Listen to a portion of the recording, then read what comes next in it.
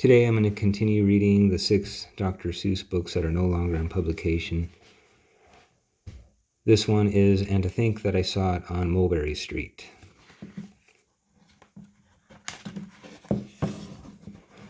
Unfortunately, this book is filled with scribble, and with that, so far, it is my only quibble.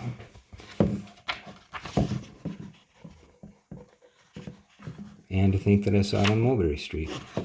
Here we go.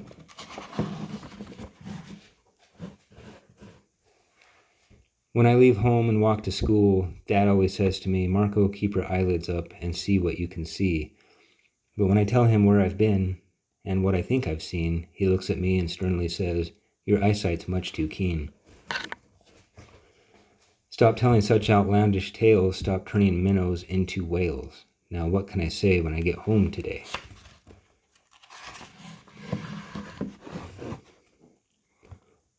All the long way to school and all the way back, I've looked and I've kept careful track.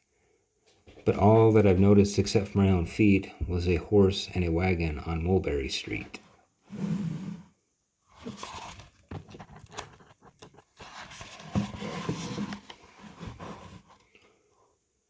That's nothing to tell of, that just won't do, of course, just a broken down wagon that's drawn by a horse. That can't be my story, that's only a start. I'll say that a zebra was pulling that cart. And that is a story that no one else can beat when I say that I saw it on Mulberry Street.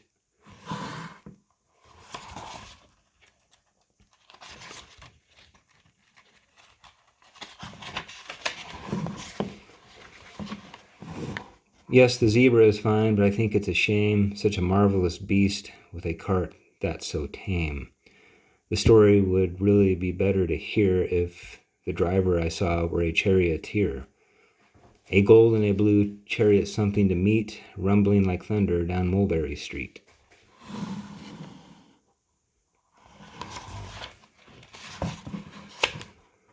No, it won't do at all. A zebra's too small. A reindeer is better. He's fast and he's fleet. And he'd look mighty smart on old Mulberry Street.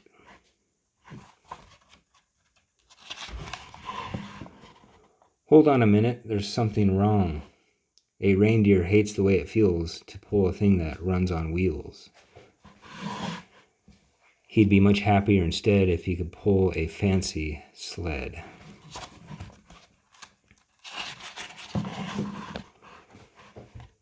A reindeer and sleigh. Say, anyone could think of that. Jack, Fred, or Joe, or Nat. Say, even Jane could think of that. But it isn't too late to make one little change. A sleigh and an elephant. There's something strange. I'll pick one with plenty of power and size, a blue one with plenty of fun in his eyes. And then, just to give him a little more tone, have a Rajah with rubies perched high on a throne. Say, that makes a story no one can beat when I say that I saw it on Mulberry Street. That might be the offender right there.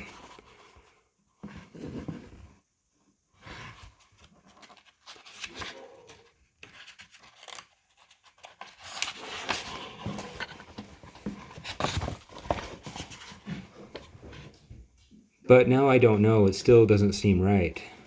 An elephant pulling a thing that's so light would whip it around in the air like a kite. But he'd look simply grand with a great big brass band.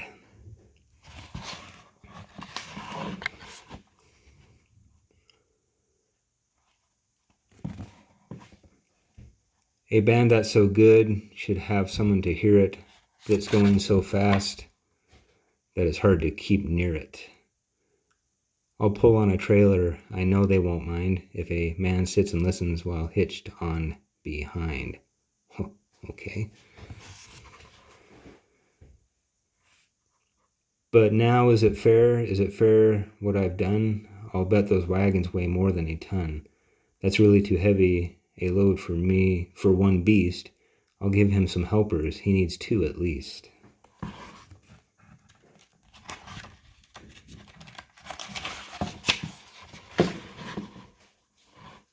But now what worries me is this: Mulberry Street runs into Bliss. Unless there's something I can fix up, there'll be an awful traffic mix-up.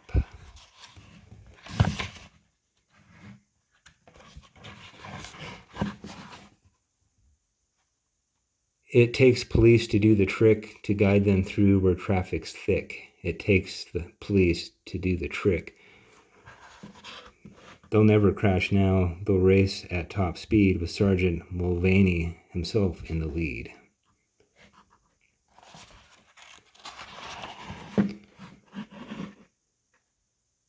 The mayor is there, and he thinks it is grand, and he raises his hat as they dash by the stand. The mayor is there, and the aldermen too, all waving big banners of red, white, and blue. And that is a story that no one can beat when I say that I saw it on Mulberry Street.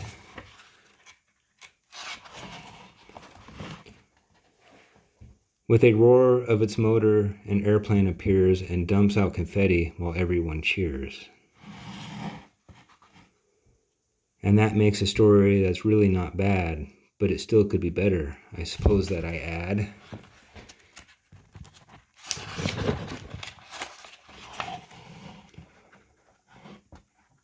Oh, there we go, right there. A Chinese boy who eats with sticks. Yeah, they probably thought that was hilarious back in the day. A big magician doing tricks. A 10-foot beard that needs a comb. No time for more, I'm almost home.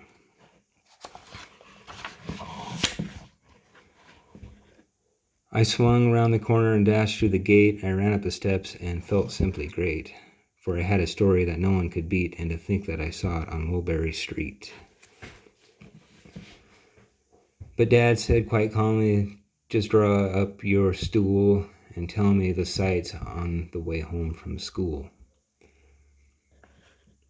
There was so much to tell, I just couldn't begin. Dad looked at me sharply and pulled at his chin.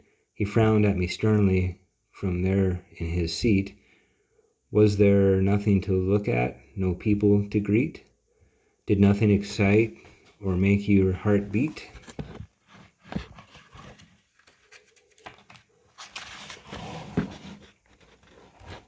Nothing, I said, growing red as a beet, but a plain horse and a wagon on Mulberry Street. I guess the moral of the book is don't tell stories that aren't true.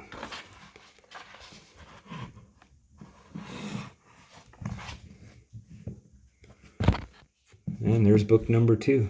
More to come.